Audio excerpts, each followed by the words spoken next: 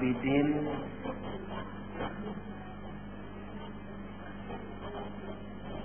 kelas arifin.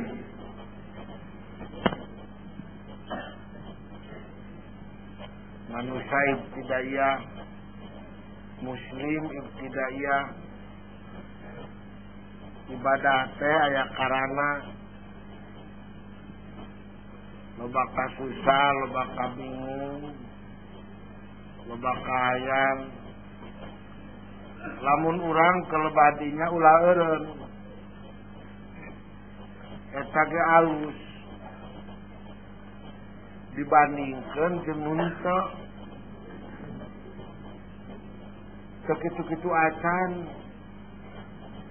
Memang kalau ge ditangkang teh tapi masih kena eta ibadah teh kepentingan pribadi di dunia. Ulah dieureunkeun ngan diajar ningkat kana nomor 2. Makanya 10 tahun di MI yo di Tidaya singkatkeun meusan sinayang kasawarga sinasin ku neraka kumalamun bari jadina naon abidin bari sieun ku neraka ongko hayang sawarga ongko loba pangabutu ongko loba kasieun ongko jadina abidin.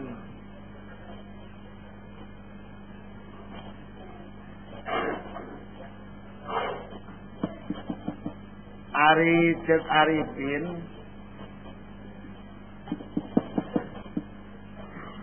tingkat anu katilu eta lamun kerayang kitu teh tingkatkeun ka nu katilu. Ibadah hayang dipikarido ku Allah, hayang dipikanyaah ku Allah. Masalah sawarga majeng neraka cara kewilanganana geuning malaikat ge di neraka ari dipikarido ku Allah manarakana ge tiis.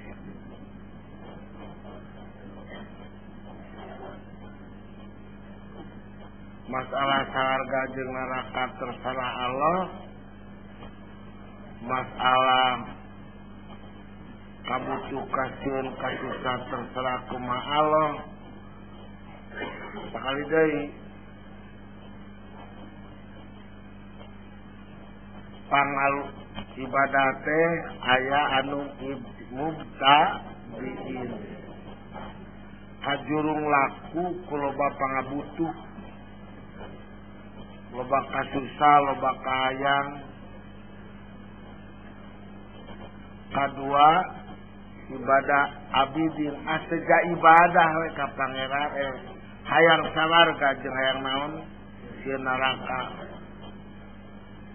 Katilu arifin seja ibadah we ka Allah karena naon malar dipikarido ku Gusti Allah. Ari martabat mah nomor 3 pangluhurna, nomor 2 pertengahan, nomor 1 kaji eta mah busle. Tapi dibandingkan jeung henteu leung mubtadiin dibandingkan jeung nyemah ka kayu ka batu mah leuwih leung naon deui mubtadiin deui. Ngan tinggal narekaan kumaha kana hayang isedrasa tina mubtadiin kana naon abidin. Musahakeun daukeun nu di luar kadangun teh kadangun nu di luar teh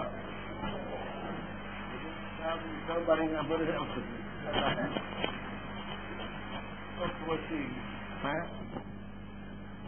rohani misatina jasmanina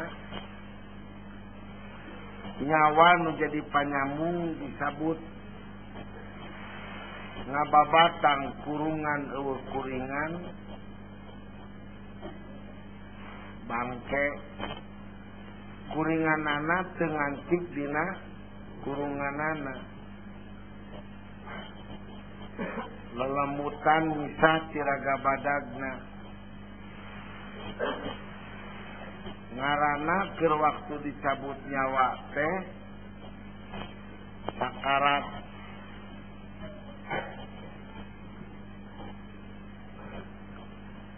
Teu aya pangnyeri-nyerina niwati sakaratul maut malah eureuna jantung ge kacidanaonana nyerina teu nuduhkeun kana nu lila sakaratna eta teh nyerieun teu nuduhkeun kana nu tere eta teh babarieun tapi dari rasa nyeri jeung teu mah enteng jeung teu enteng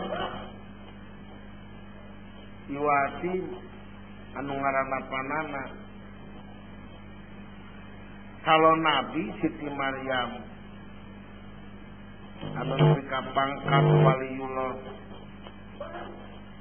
keur waktu ditaros ku putrana margi nuju pupus teu kaalaman ku Nabi Isa sedang Nabi Isa dipercaya mukjizat bikin ngobrol jeung geus pupus nya dicabak tunggulna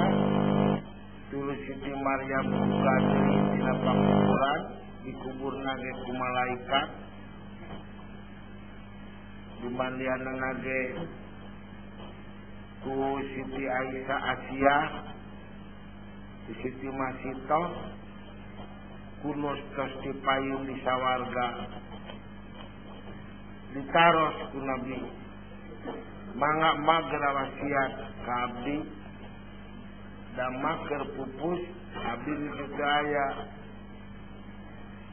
salah sahiji wasiat ibuna bejakeun ka muslimin jeung ka maneh kumane ulah poho sing inget kana sakarat kana sakumaha eueuh anu pangnyeri-nyeringan geus karanapan kanyeri wati sakarat ayeuna ge mate geus 3 poe masih nyeri keneh lamun uneug teh pat naon poe anu reregan ku cucuk diasupkeun tina munang ditarik kana dubur nyeri keneh sakarat bejakeun saus Dawan Siti Maryam ngaran anu hirup bakal ngalaman kana eta kanyeri ieu teh saur jamaah saha Siti Maryam sab kitu salah sahiji jang minakeun rasa tina ibadah muktadin kana ibadah naon abidin emutkeun yen naon anu dipake latar belakang ibadah masalah duniawi teu sabaraha lamun dibandingkeun kana masalah ukhrawi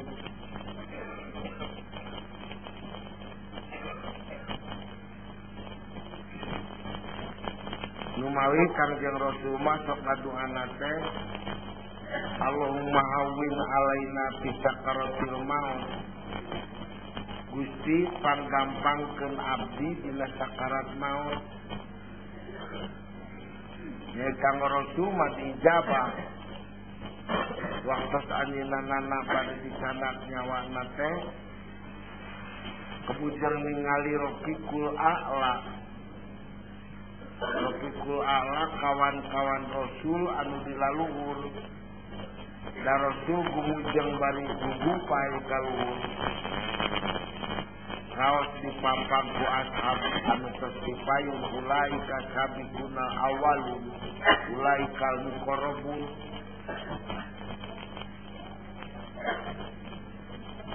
mang pirang-pirang data katerangan hadis garapeun anu mata enteng dina sakarat maut.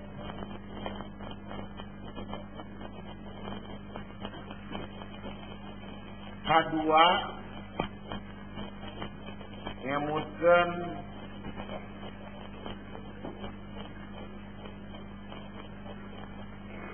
dina sabada maut napugunya ari jasad maburuk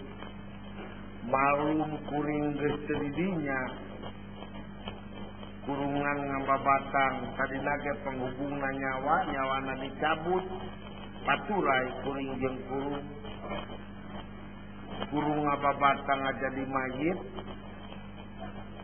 kuring mah da sedekeun pae jeung moal pae dina kulu nafsin daikotul maut dina kaberek sina pae disaurkeun dina kuluman alaiha panin dina sakabe ruksak arek hancur sakabe rupa-rupa rek hancur wadis ditahsis kajaban 8 rupa eta mah hancur nomor 1 aras Allah nomor 2 kursi nomor 3 kolam nomor 4 loh mahfud nomor 5 arwah nomor 6 tulang tungculungan nomor 7 surga jeung neraka moal kahancurkeun jadi kuluman alaiha panin wayabqa wajhu rabbika dzul jalali wal ikram teh ditahsis ku hadis nu sabaraha 8 rupa termasuk rohani mah moal hancur mah pae-pae acan da ari nu pae mah jasmani nu disebut pae teh jelema beda penghubung rohani jeung jasmani nyata nyawa papisah sor nu kudu digali ti alam barzah Sayyidina Umar tiap-tiap ba'da Isya sok ngagolem teh ka makam ras nangis sakapeung Sayyidina Umar katajong ngubur maneh di sagara keusik iwa celengeul we masakana wungkul loba rek katajong ku sahabat balai dimangsa madugi katajong pisan sahabat naroskeun saya kula saha pangkat lain kula saha ngomong abdina Allah kok abdina Allah teh loba saha nyen teh dilaporkeun ku ai ke polisi kula teh Umar bin Khattab ruwas ai diilik-ilik nya kena naonan Umar kieu kula teh sapopoe pada muja pada muji pada nyanjung pada ngaluhurkeun hampir kula poho karena lembur sorangan anu rek kasorang alam barzah teu aya deui anu pang dipikakeun ku kaula di antara alam nu bakal kasorang diwahisi alam barzah di masari we loba batur di kiamat loba batur tapi di alam barzah ngan sorangan nu maturan ngan ukur amal sama kaula katalanyuran po kana pi akhirateun kula teh ngubur maneh siting di luar sorangan anu inget kana pakuburan kaning Sayyidina Umar di antara khalifah mah panggagahna pang bergasna da bejana angin ge disetopkeun tapi reka uruan Madinah disengkatakeun ku Umar eureun cenah ge. Tapi anu sakitu dipikat syarabna ku sadunya jeung dipikat himirna anjeunna mah teu lalieun kana aya diri rek dikubur sorangan leungit. Sadaya persoalan duniawi leungit mengarah satu kana masalah barzakh. Sehingga anjeunna lamun enjing-enjing bade amal bada duha ngabulatkan tekad abdi bade mimpi negara karena Allah hoyong pibekeleun ibadah sejak ibadah hoyong pibekeleun ladang amal abdi kanggo engke dalam barzakh. Geuning jalma anu eling kana alam barzakh teh teu mantap kurang wibawa, malahan mantap kuat wibawona. Diterangkeun ku disingkuring pelintan supados lamun batur nu aralus anu naranjung nu jararaya teu mohokeun kana naon alam barzakh alam kubur. Komo urang jelema anu dunyana ge sapele ieu teh salah sahiji usaha diri supaya beralih meusan tina ibadah mubtadiin kana ibadah naon abidin. Sakumaha anu diduakeun dina tungtung atahiyat Allahumma inni a'udzubika min adzabil qabri. Nun Gusti jaga abdi ulah depika meunang siksaan di pakuburan. Mangkani bahan-bahan siksa kubur teh loba pisan. Ka ibadah urang teh lamun geus remen eling kana pakuburan mah nuntut beralih tina mubtadiin kana naon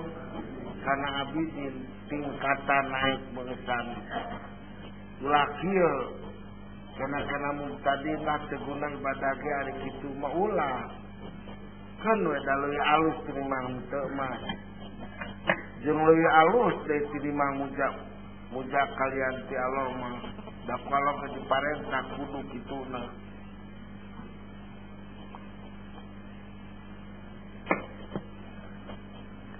Tolongan anu katilu kaum minahkeun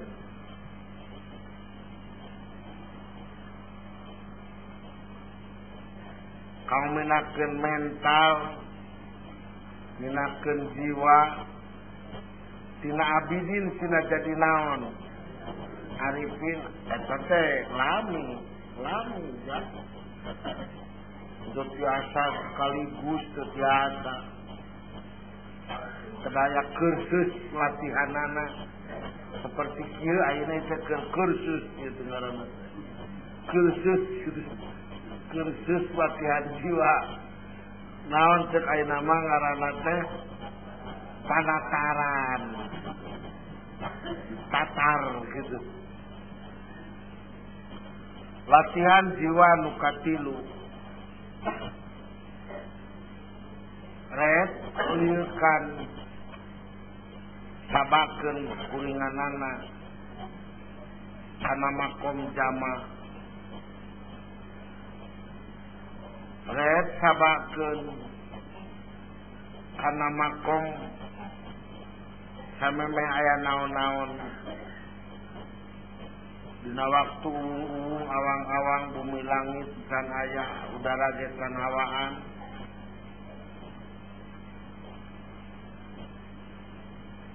dinya teh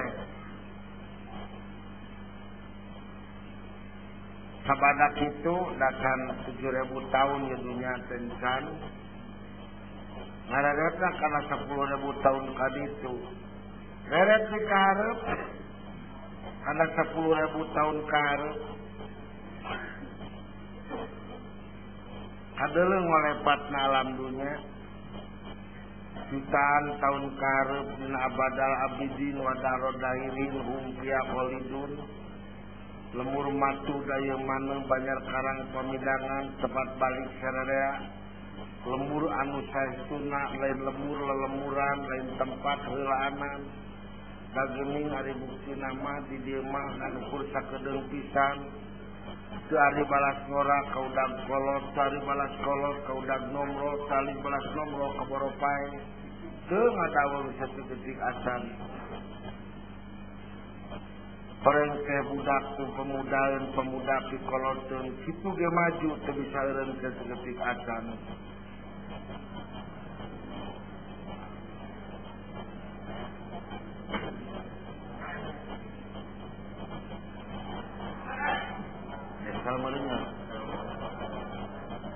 jadi para saderek sadaya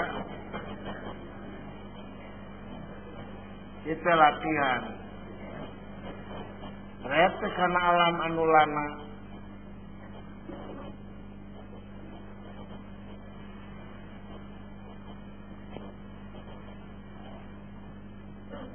geuning dunya teh kareret sakolepatna ate mung lanana di akhirat kadeuleu subekeleun anu nangtukeun surga jeung neraka teh ayeuna teh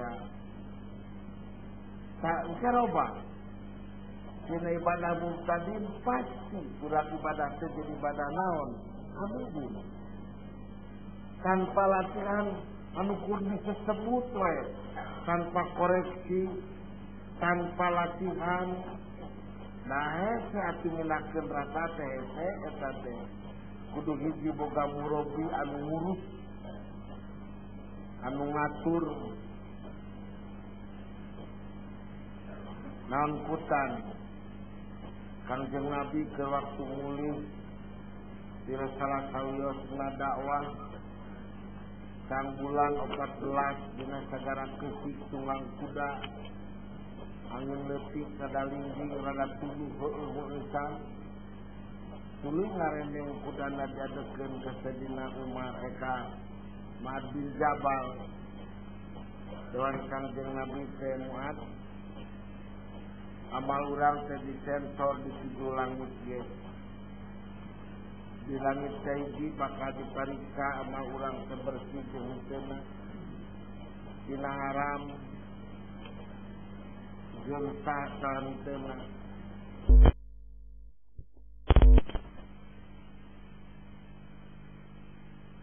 kemudian dipariksa deui di langit kadua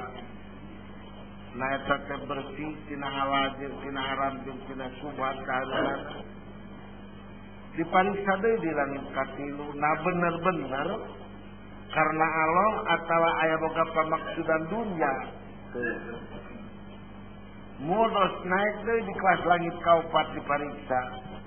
naria atawa henteu nah manehna sum'ah atau lain ditekeun deui kana langit kagenep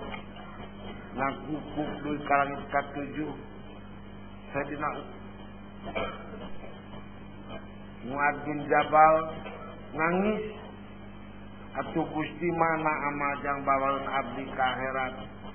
dan Rasulullah nu matak ge urang mah amal teh karena Allah we hayang dipikir deuk ku Allah dari kanyat asup ka sawarga mah amal urang teh teu pimanggieun gitu. Eta kitu Rasul kata ka Muad bin Jabal salajeunna tumaros Muad bin Jabal kumaha lamun ayeuna we ikhlasna teh Gusti kakabur maleres kotor aya riana aya maklume cenah abdi teh ibadah anyar Islam aya Rasulullah ajak Muad bin Jabal bisa eta ikhlas disusulkeun paneuri dan Rasulullah bisa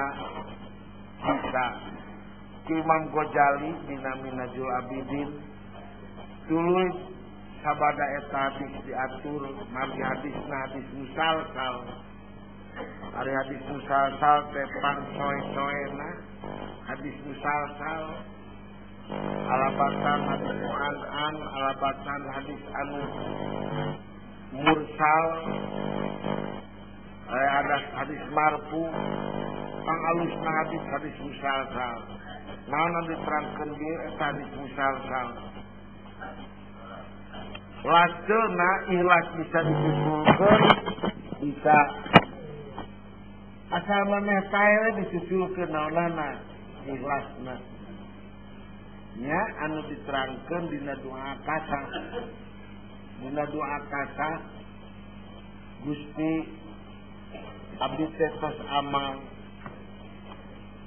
suci amal abdi teh ngerteg teu aya pisan ikhlasna kotor pisanana abdi teh sakapeung abdi teh kotor tina jatrakna kadua sok kotor tina nu ngajurung lakuna katilu sok kotor dina keurprakna kaopat sok kotor hate dina sabadana ta ayeuna sabada kitu ini tutu ilaika kutu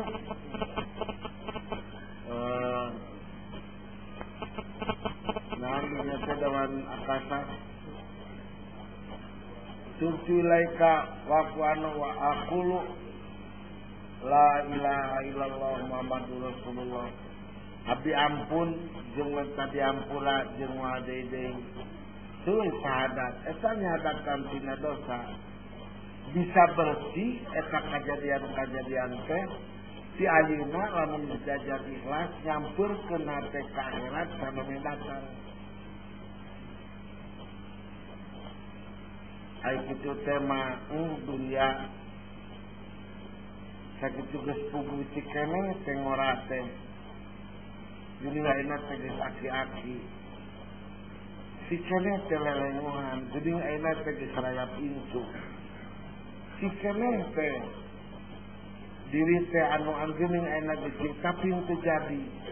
batak pemecut kana kalbu panggetar kana hate naon sababna gendana alabatar madu amusna nepi ka poho kana bahan mulang gendana tari umatak sedina aliman yang cerag jagat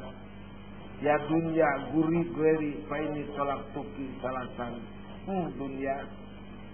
dunia maneh anu matak mohokeun balik ka lemur nah dunia maneh